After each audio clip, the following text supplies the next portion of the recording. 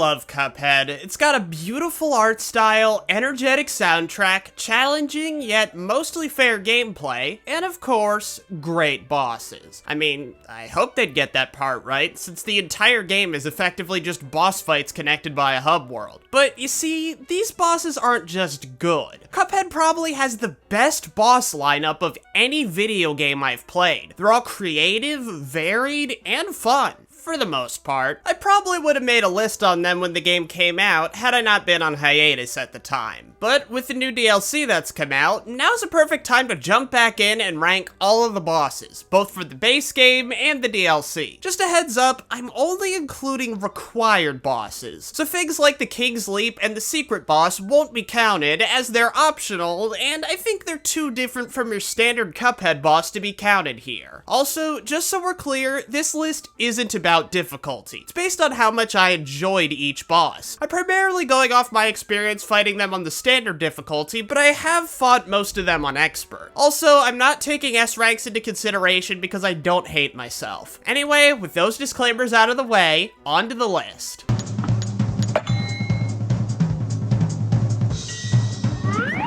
If you're familiar with my content, you already know who's at the bottom. That's right, it's one of the most infamous bosses in the game, Grim Matchstick. Is Grim the hardest boss in Cuphead? No, but there are a few things about this fight that make it uniquely frustrating compared to every other boss in the game. The main one is obvious from the moment you start the fight, the cloud platforms. Now, Grim isn't the only fight in the game where you don't have stable ground to stand on, but he is the only one where it really bothered me. I'll explain why those other bosses are fine when I get to them. For now, let's focus on Grim. The cloud placement here can be pretty inconsistent, so you often need to worry about where you're going to land while dealing with his attacks. Speaking of the attacks, the first phase is pretty standard Cuphead fare. The fireballs and tail attack can be tricky if you don't prepare for them, but it's mostly fine. Phase 2 is where things start to suck. Not only is Grim in such an awkward position that you basically need either the lobber or a homing weapon to get him, but the fireballs are unpredictable as hell. I have tried so many times to find the indicator that shows which fireballs will jump at you, and I'm convinced there isn't one. It looks like there should be, but there isn't. Phase 3 is where things get really bad though. Grim shoots these little fireballs at you that'll explode into much bigger shots if you hit them. Keep in mind, with every other boss in Cuphead, holding the fire button down is a perfectly viable strategy. Out of all the factors you have to consider in a battle, that's the one constant. Except for here. It also doesn't help that with the way the clouds move, you're facing away from Grim by default here. And between the fireballs and the RNG cloud platforms, that simple flamethrower move can be incredibly tricky to deal with. So yeah, Grim has annoying mechanics that are exclusive to this fight, breaks the game's rules, and made me rage quit Cuphead for months. But is there anything good I can say about this fight? Well, it's not too bad if you have the charger. Expert mode weirdly makes this fight easier, making it more fun, and Grim does have one of the better boss themes in the game. Also, I've gotten a lot better at this fight, so I don't hate it nearly as much as I used to. But someone's gotta be at the bottom, and I think the boss that made me quit for months is the best choice for that honor. Besides, if the worst boss in this game still has a good deal going for it, you know we're in for a good time.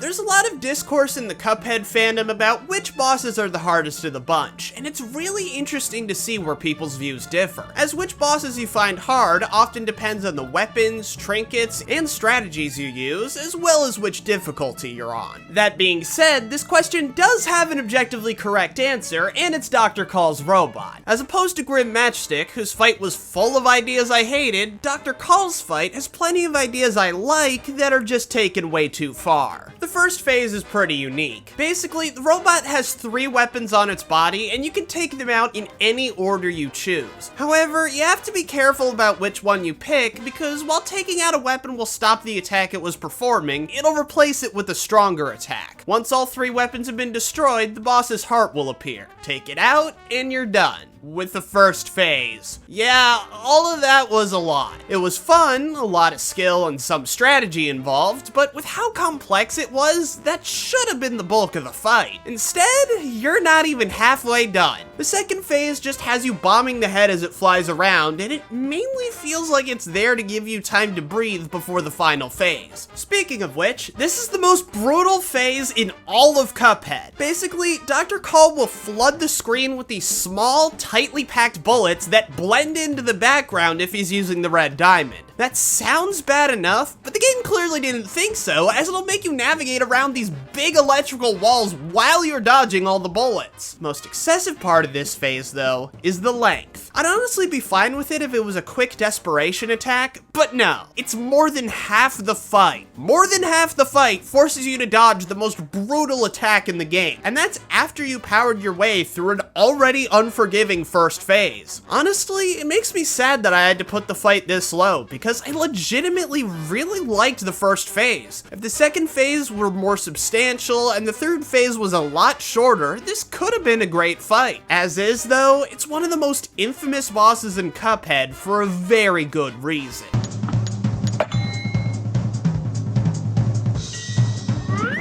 I'd say that out of all the areas in Cuphead, Inkwell Isle 1 is the weakest of the bunch. The bosses aren't bad, they're just simple compared to what the game goes on to do. Now that makes sense to help ease the player into the game, but I think they took that idea a bit too far with Goopy LeGrand. In his first phase, he just bounces around the stage and occasionally stops to throw a punch you can dunk under. In the second phase, he does the exact same thing, but now he's bigger. How exciting! Then in the third phase, he dies and you have to avoid his tombstone, which is trying to crush you. This is a little better, but still not great. Overall, Goopy's attacks are boring, his concept isn't that interesting, even with him dying midway through, and his bouncing around makes him annoying to damage since you probably don't have a homing weapon yet. I was unfortunate enough to get this guy as my first boss, and he did not leave a good first impression.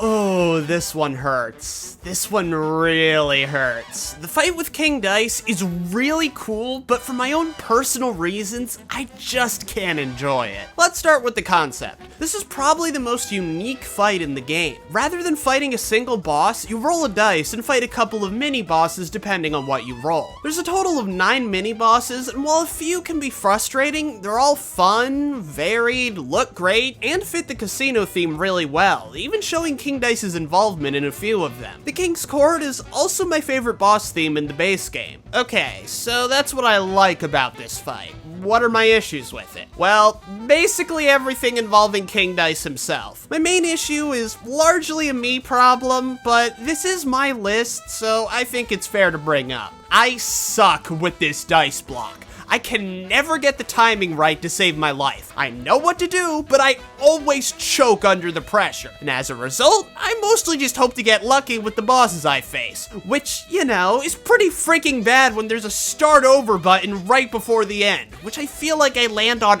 every time I attempt this fight. And of course, the end isn't really the end either. King Dice's attack ain't exactly easy to dodge, especially if you're trying to hit him with a non-homing weapon, and that's pretty brutal considering the fact you've already fought a minimum of 3 other bosses to get here. Plus, the fact this is by far the longest fight in the game makes it miserable when you have to start over again after dying. It really sucks. This fight would probably be in my top 5 if it weren't for that dice block. But as is, it's an insurmountable obstacle for me. I've only ever beaten King Dice once, and he's the only boss I didn't even try on expert mode because I just knew I didn't stand a chance. Sorry, Dice old boy, I really wanted to like you, but I guess it just wasn't in the cards.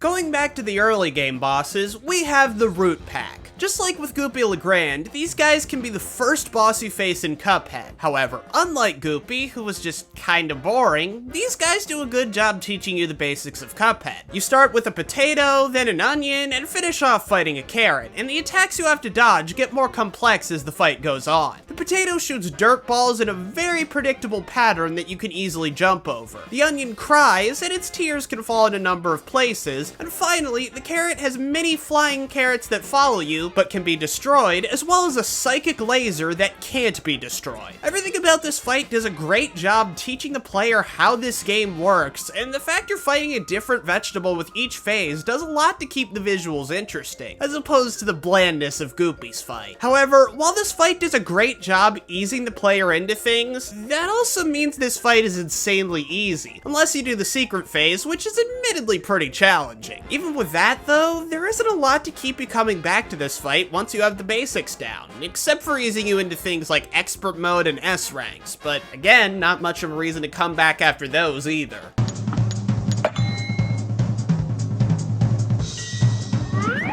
I have a bit of an unpopular opinion on Sally's stage play. A lot of people say she's one of the easiest bosses in the game, but I don't entirely agree with that. Like, okay, she's pretty manageable if you're using the smoke bomb or Miss Chalice, but if you're not, this fight can be pretty tricky in the opening phases, especially the second one. All those rats, the fan traps, and the amount of space Sally takes up make it easy for her to box you in, so if you don't have an easy way to get out, things are gonna be rough for you. That being said, the only phase of the fight I found particularly fun was the part where Sally's a goddess, sending all these powerful attacks your way Final Fantasy style. What really makes the battle work for me though, is just how dedicated they were to the theme of this being a play. Things like the actors in the background, the ever-changing backdrops, and just how fake all of these props look shows a real attention to detail. This fight also has the best secret phase in the game, because if you activate it, it completely changes the story of the play. At the end of the day, Sally's stage play is nothing special gameplay-wise, but the attention to detail given to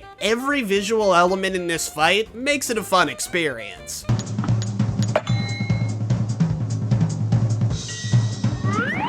If you ask me, Baroness von Bonbon is the most disappointing boss in the game. Having a boss with this Candyland aesthetic seems like the perfect opportunity to go all out with the scope and make this fight a real visual spectacle, but that doesn't really happen until the final phase. Instead, the first 3 phases involve you fighting a different one of her candy henchmen, with the Baroness throwing in a few of her own attacks as the phases go on. The candy henchmen aren't particularly interesting either, as they only really have one attack each. The main challenge of this fight is the RNG. You see, a lot of players tend to complain about how randomness can affect a lot of the fights in this game. Most of the time, I really don't think it's an issue, but here, the entire fight basically revolves around it. You see, there are 5 total candy goons the Baroness can send after you, and it's completely random which one will show up. So for the first 3 phases of this fight, you have no clue what you're going to get until the phase starts. And since you'll never face all 5 in the same attempt, this fight can be very hard to learn. Still, none of these phases are outright bad. The way Baroness von Bonbon escalates as the fight goes on is pretty cool. The final phase is really good, and while this fight isn't as much of a spectacle as I would have liked, the visuals are still gorgeous. At the end of the day, this fight is still good, but I feel like it could have been so much more.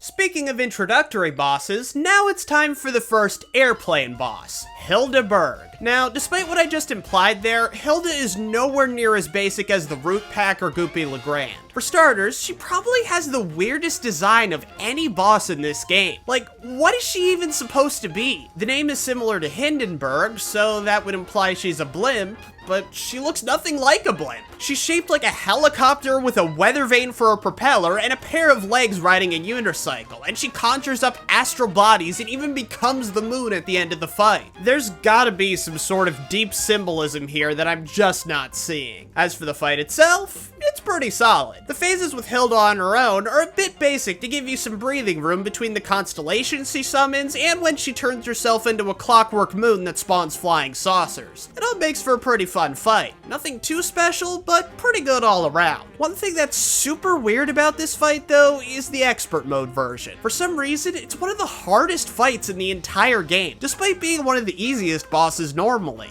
Funny how that works out.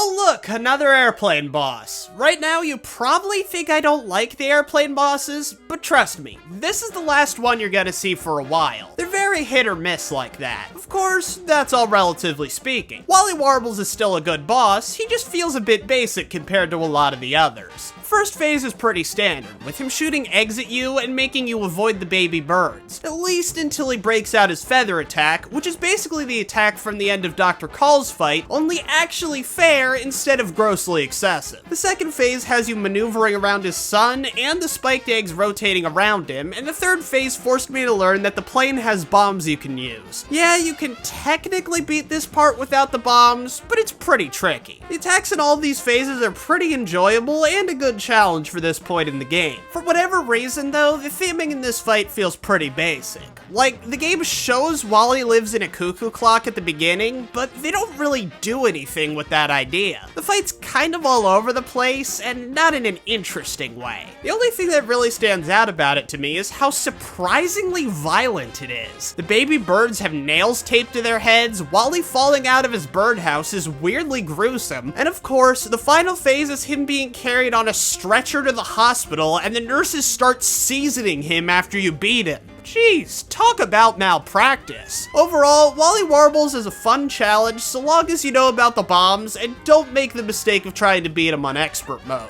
Trust me, it's painful. I just think from a creativity standpoint, he lags behind a lot of the other bosses.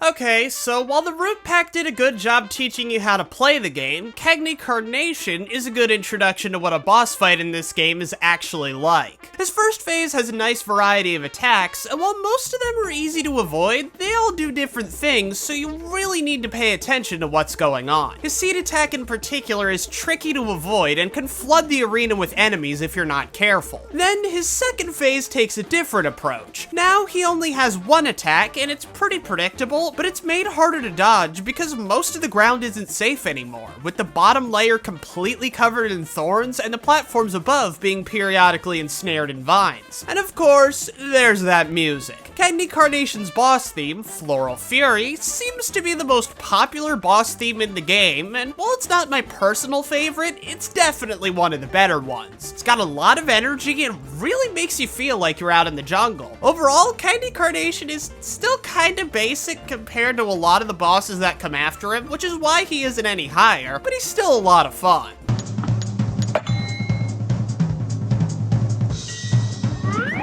Given how much influence Cuphead takes from the Roaring Twenties, theming a boss around Prohibition is so genius, it's kinda surprising they didn't do it sooner. I'll be the first to admit, I got off on the wrong foot with this fight. This was the first boss I fought in the DLC, and holy crap is this a bad boss to fight first after not playing Cuphead in years. The first phase has you targeting a mobster spider as he walks around, and a bunch of goons and police officers turn this place into a war zone where all the attacks can hurt you. And if that wasn't enough, the spider also has an attack that bounces all over the place, and he places bombs all throughout the stage, limiting your safe zones even more. The next phase eases up a little on the enemies, but only a little. Now you have to weave around cops, dancing moonshine barrels, and this dancing lightning bug that plays some seriously deadly music. Still a lot to deal with, but it's also the most fun phase of the fight. There's something seriously exhilarating about planning out your route and then successfully outrunning the music. The third phase almost has the opposite problem of the first one. It feels like it has too little going on. Yeah, the hitbox on this anteater can be a bit tricky, but all you need is a homing weapon to deal with him. And the attacks are also pretty easy to avoid. Just stay on the opposite side of the screen and occasionally jump if the anteater's snout is on the ground level. Even the bouncing bug balls aren't that bad outside of expert mode. Okay, I know some of that sounded pretty negative, and yeah, this fight can be pretty frustrating at times, but it can be fun too, and I absolutely love every non-gameplay element of this fight. The background is beautiful and makes you feel like you've been taken to a whole new world where this mob reigns supreme. I also love the character designs of the Moonshine mob. Each one of them has so much personality and does a great job tying into the whole Mafia theme.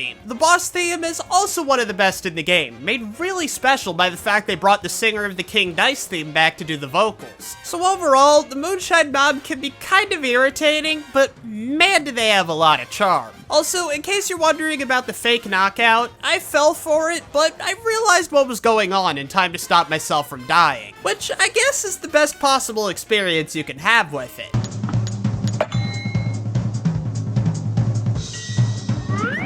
Chef SALTBAKER may be one of the weaker bosses in the DLC, but don't let that fool you. This guy's fight is still quite a treat. Pun very much intended. For starters, this guy is probably the most disturbing boss in all of Cuphead. I mean, that's obviously not saying much. This is Cuphead we're talking about, but there is something delightfully twisted about his sadistic facial expressions, the way his food is terrified of him, and just how insane that final phase is when you really think about it. I mean, you're basically standing on fragments of his skin and avoiding geysers of his blood. Okay, enough cartoon violence. How's the fight gameplay-wise? Well, it's easily one of the hardest bosses in the game. Seriously, the devil's a freaking joke compared to Chef SALTBAKER. His first phase is especially brutal, with all the different ingredients he uses against you. Each one has a wildly different attack pattern, and you better believe several of them will be active at once. The second phase also has a good deal going on, forcing you to target these salt shakers while avoiding their shots and the leaves SALTBAKER throws down at you. The third phase is fairly easy, to the point where it feels kinda pointless, and the final phase makes things tricky again, with constantly sinking platforms and a constantly moving target. Not only that, but the fight encourages you to parry the heart, and visually implies that's how you damage him, when it isn't. He just takes damage normally. As a result, this might lead to you taking more risks than you really need to, and possibly dying because of it. The visuals in this fight are also great. I already mentioned how they fall in the creepier side of things, but the scenery also just looks really epic and gets cooler as the fight progresses. Plus, the music is intense, sounding like a really serious final boss theme, especially when compared to One Hell of a Time, which is still good, but doesn't feel that much like a final boss theme, at least when compared to this. So, with all these positives, why is this fight not any higher? Well, gameplay-wise, aside from the difficulty, it's nothing special. The first phase is the only one I really enjoyed that much. This fight is still good, but I think there are a lot of other fights that are better.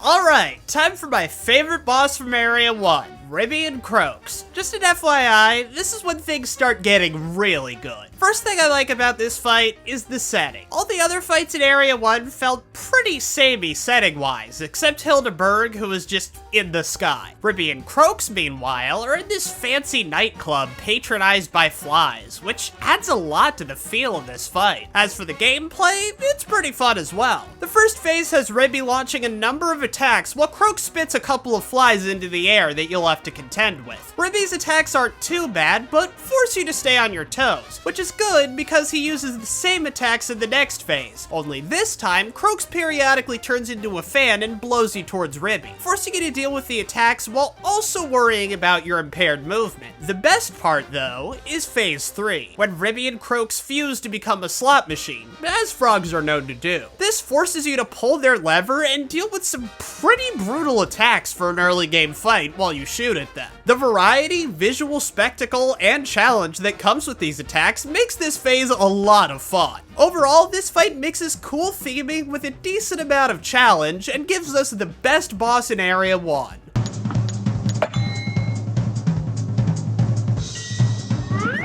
I don't know this for sure, and I obviously can't prove it, but I feel like I fought Werner WERMEN more than any other boss in the game. Not in terms of failed attempts, but in terms of just choosing to go back and refight him. I don't know why, but it's probably because he's on the easier side, yet still manages to be interesting. And I mean, how can he not be? He's a rat that cobbles together military-style weaponry out of loose garbage he finds around the house. His first phase is pretty simple. Avoid the firebombs and garbage barrages that come from his tank, and jump over it when he spits out some springs. The second phase is my personal favorite, as it constantly keeps you on your toes by forcing you to target WERMEN and avoid his attacks, while also paying attention to the bottle cap buzzsaw blades and making sure you don't get boxed in. The final phase takes a drastic turn as a cat comes along and eats WERMEN, becoming the new boss. Despite that seeming like a big escalation, this final phase is surprisingly easy, which is a little disappointing, but it's still fun, and the idea behind it makes it really cool. Especially when it's revealed at the end that the cat is just another one of WERMEN's weapons and getting eaten was all part of his plan. Overall, Werner WERMEN is a fun boss fight with a cool idea that it makes great use of. I mean, seriously, those makeshift weapons are amazing. If it was a little more challenging, it might be higher up, but as is, this ain't a bad spot to be.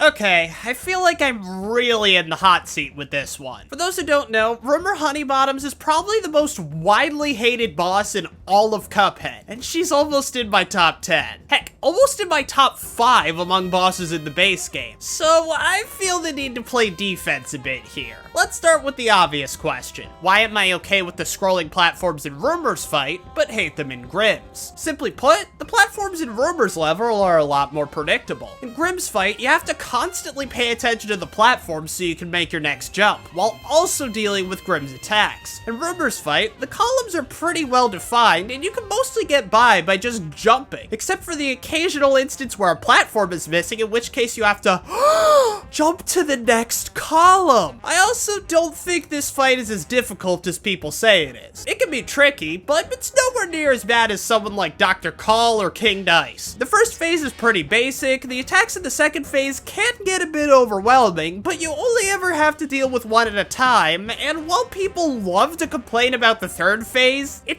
doesn't have a lot of health. You can take her out pretty quickly with a homing weapon, especially if you take advantage of that long startup animation. Okay, but enough playing defense. What do I like about this fight? Well, a lot of what I just mentioned. I like Rumor's diversity in attacks and how tricky, but ultimately fair they can be to deal with. I like the platform gimmick and how it keeps you on your toes and adds challenge without being too intrusive. I love how you can get up in Rumor's face in the second phase without having to worry too much about consequences. That's not really common in this game. I also love the look of this place. I'm a sucker for beehive aesthetics, and not only does the molten honey look gorgeous, but the idea to make this place an office with all the different honeycombs being cubicles is pretty clever. Also, I love just how weird HONEYBOTTOMS herself is. The fact she can detach her head and turn into a fighter jet is so bizarre, yet fun to watch, and makes for a really memorable battle.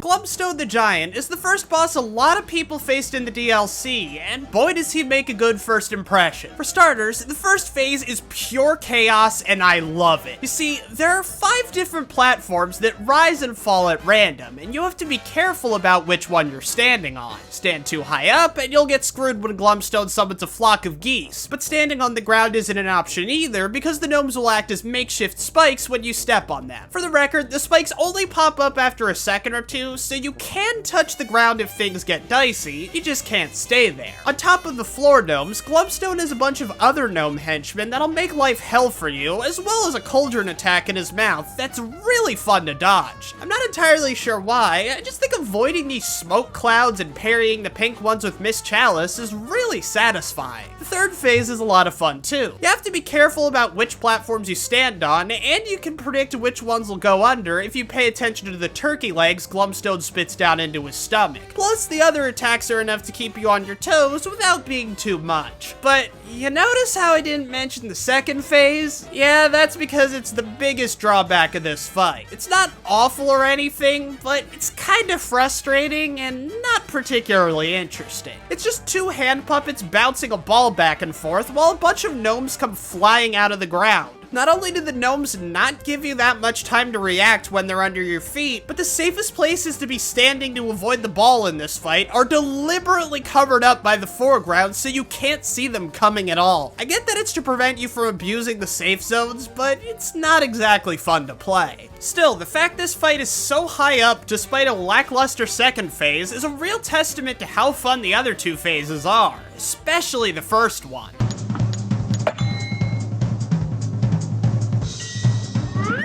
Before I began refighting all the bosses from the base game for this list, I had a general idea of where most of them would show up. I was wrong about some, right on the money with others, and easily the biggest wild card was BEPPI the Clown. I had no clue where he would rank on the list because there's a lot to love about his fight, but there are some frustrating elements as well. BEPPI's fight is definitely one of the crazier ones in this game. He has 4 phases and all of them are wildly different from each other. The first phase seems simple enough. Just avoid BEPPI's bumper car when he charges at you, but you also need to take care of the ducks on the ceiling as they can and will damage you if you haven't hit them. Plus, one of them will drop a light bulb that'll set a fire on the ground, so you don't want to be under that when it happens. The second phase introduces the main threat in this battle, the roller coaster. In the latter 3 phases of the fight, a roller coaster will periodically drive through the battlefield, forcing you to jump over both the front car and the passengers in order to avoid damage. The second phase eases you into this, as the only attacks you have to worry about are BEPPI's homing balloon dogs, which the spread shot can make short work of. But things get more complicated in the third phase. Here, BEPPI rides on a donkey and shoots horseshoes at you in various patterns. This phase is my only real issue with this fight, because depending on the timing of the roller coaster, it can be borderline impossible to avoid taking damage. And in cases like that, it never really feels like your fault. The final phase gives you platforms to help you avoid the roller coaster, which you absolutely need because it's way faster here, and you're not even safe when the roller coaster is gone because you have to deal with these penguins that shoot baseballs at you. Despite how negative that may have sounded, I actually really like this fight. The wide variety in both visuals and gameplay that come with BEPPI's different forms, as well as that crazy carnival backdrop, give this battle a nice chaotic energy that makes the whole thing really fun. I just wish a few small elements of it went easier on you, and even then, said elements aren't a huge deal.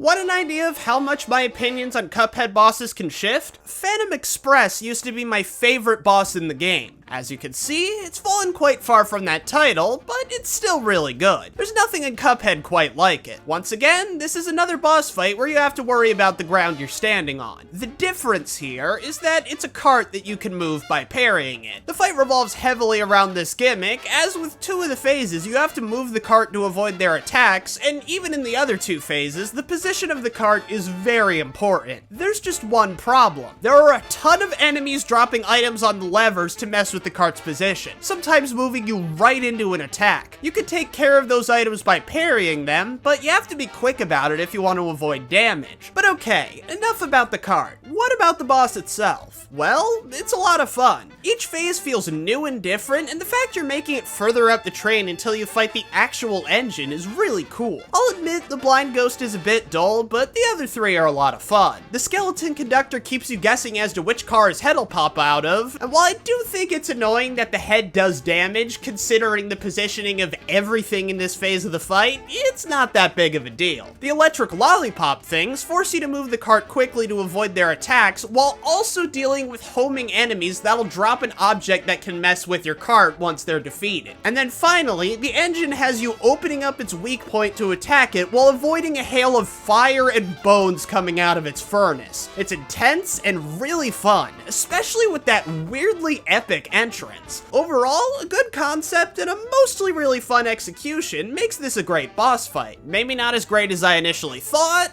but great nonetheless.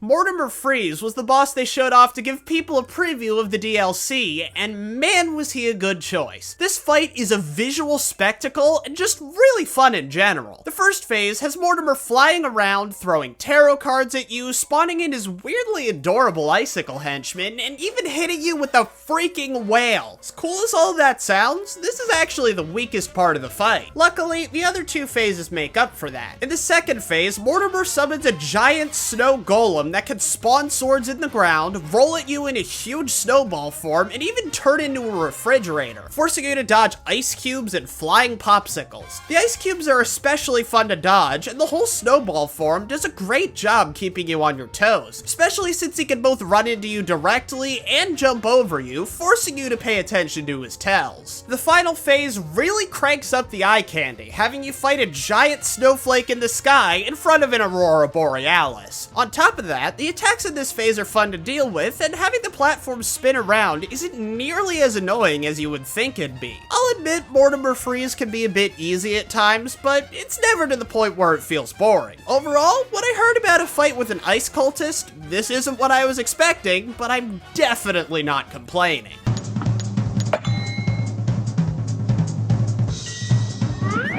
Aw man, the fight with the Howling Aces is really cool. Cuphead has a lot of bosses that involve flying a plane, but none of them capture the feeling of an intense aerial dogfight quite like the Howling Aces do. And that's not just because they're dogs. In fact, it largely has to do with the background. They went the extra mile and made the background fully animated so they could really capture the feeling of racing through the sky. Speaking of which, this fight features another platform-related gimmick. Basically, the only platform you can stand on is this airplane, and you can move it left and right by standing on those respective sides of the plane. Controlling the plane feels so natural, I honestly forget it's a gimmick sometimes. But anyways, enough about the gimmicks. What about the fight itself? The first phase has you fighting against a big dog who frequently abandons his own airplane to attack you with things like a cat vomiting yarn balls and even his own tattoos. Meanwhile, the dogs left on the plane will throw tennis balls from the wings. This phase really has a nice balance to it, as the big dog's attacks, minus the homing fire hydrants, which you can just destroy, are all horizontal, while the tennis balls are all vertical, forcing you to stay on your toes without ever feeling unfair. The second phase is a bit simpler.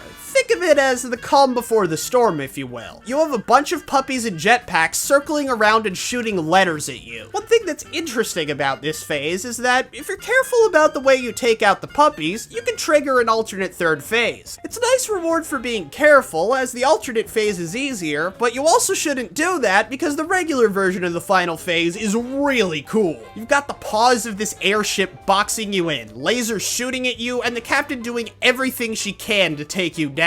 I get that a lot of people don't like the screen flipping in this phase, and I admit it can be a bit tricky to adjust to at first, but it looks really cool, and the flipping isn't actually that bad. Dealing with the lasers upside down is the same as dealing with them right side up, and while moving horizontally when you're sideways can be a pain, you don't really need to do it to avoid her attacks. They only come at you horizontally, so you're meant to jump and or duck around them. They're even color-coded. Overall, this is a fun fight with a really good atmosphere.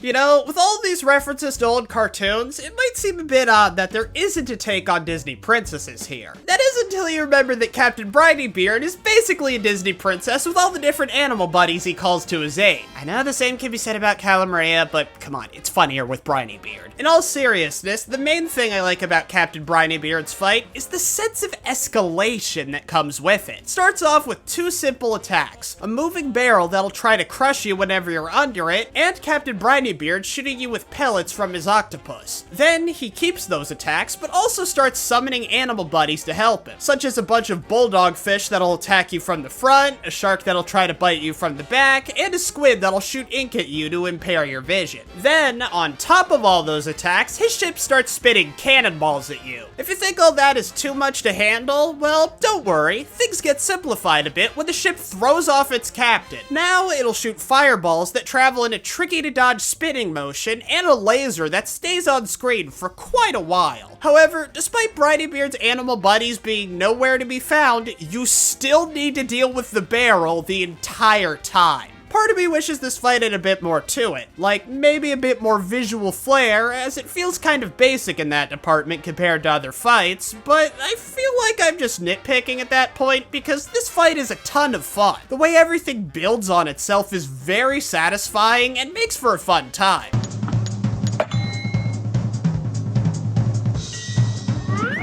So why is Calamaria this high up on the list? Is it for fan service reasons? No, although this battle is pleasant to look at. The background is gorgeous, the animal henchmen all have a lot of personality, and yes, Calamaria has a great design. Not only is she adorable and thick, but there are also a lot of clever design details like her hair being an octopus and her gills being on her arms, and seeing the way that design changes when she becomes a Gorgon midway through is pretty neat too. Beyond that though, this fight is a lot of fun. The first phase is easily my favorite part, as Calamaria has a wide variety of attacks she can use, and sometimes she'll use several at once. Having to navigate around tricky combinations makes this phase of the fight a fun challenge. Phase 2 is a bit simpler, but also a bit trickier. Cala can now petrify you, which doesn't do any damage, but is basically unavoidable and leaves you vulnerable to all the shots being fired off by her electric eels. Luckily, you can take out the eels to make things a bit easier on yourself. Then there's the third phase. Okay, I admit the third phase can be cheap at times. Basically, you have to deal with a bunch of obstacles in a tight corridor while Calamaria periodically petrifies you. I don't find this phase too bad, as it doesn't really go on for that long, and the coral in this cave is gorgeous, but there are moments where damage is borderline unavoidable, so if you're going for S ranks, I'd imagine Calamaria shows up in your nightmares. Still, the fight looks great and is a lot of fun overall, which is why it's so high up.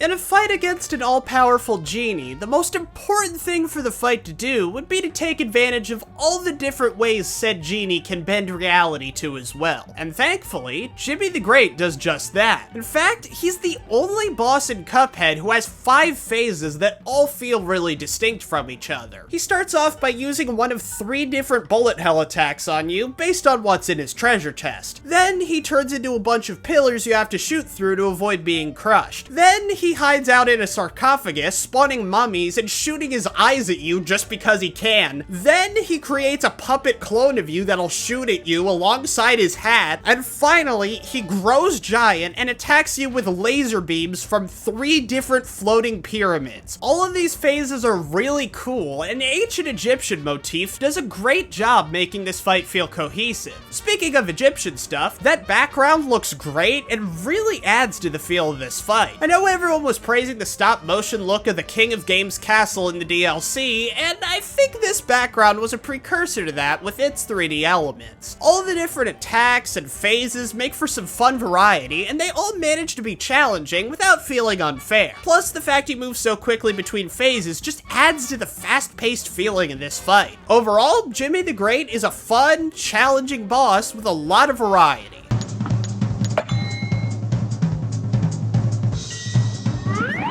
After so many awesome bosses and a gauntlet as crazy as King Dice, there are some pretty high expectations set for the final battle. Thankfully, the devil manages to be a great boss that stands out and feels much more epic than a lot of other bosses without technically being any longer. The first phase is already really cool. You get a great view of the throne room and hell itself as the devil summons a variety of energy-based attacks and even changes into different forms to attack you, such as a goat, a spider, and a serpent. Meanwhile, you occasionally have his henchmen running onto the battlefield, making things even harder for you. There's a lot of attack variety, and it's all a fun challenge. Now, would you believe me if I told you this was the lame part of the fight? Because it is, relatively speaking. After you beat this part, the devil's skeleton leaves his body and jumps down a hole, where you're greeted with this. Alright, now we're talking. The attacks in Phase 2 are pure eye candy and really fun to dodge. Then things get even harder after 2 of the platforms collapse and you have to deal with 2 of the devil's goons as he sends bats after you. And after you're done with that, you're left with only 1 platform and the devil starts crying. This is satisfying, but also pretty tough to deal with. If you don't kill him quickly, his tears and the poker trip can be pretty tricky to avoid. Overall, the devil has everything you could want in a final boss. He's epic, challenging without being cheap, and an overall blast to fight. The only question is, who could beat him?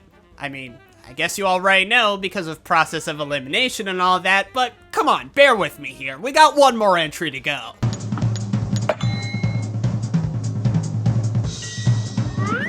When I first got the idea for this list, I thought that choosing a number 1 would be really hard. Turns out, it wasn't. Esther Winchester just wound up being that good. This fight is insane in terms of both gameplay and visuals. It's pure chaos in every phase, and I love every second of it. Before we get to the fight though, I want to talk about the background and the music. With the backgrounds in the other flying levels, it just felt like you were flying through the air, which makes sense because that's what you were doing. However, since this fight is set so close to the ground, to the point where Esther is touching it most of the time, it gives you the feeling you're chasing her down, making the fight feel all the more kinetic and intense. This applies to the music as well. High Noon Hoopla is one of my favorite tracks in the game, as it's super fast-paced and really communicates the feeling of being in an intense, high-speed chase in the Wild West. But now that I've laid out the groundwork, let's get to the main event. The first phase has so much going on, it's almost comical. Basically, Esther is hiding inside of a moving saloon, and will stick her head out of one of 2 windows, periodically switching, meaning you have to keep changing where you're attacking her from. But that's the least of your worries. Esther's main attack in this phase of the fight is her snake oil guns. You see, these things don't fire like normal guns. Halfway across the screen, they'll curve back towards Esther, positioning themselves so you're between them, and once they hit the back of the screen, they turn into snakes and shoot straight ahead. They're less about targeting you and more so about limiting your mobility options, and they do a damn good job of it. This can be really tricky, as not only can she fire off multiple shots at once, but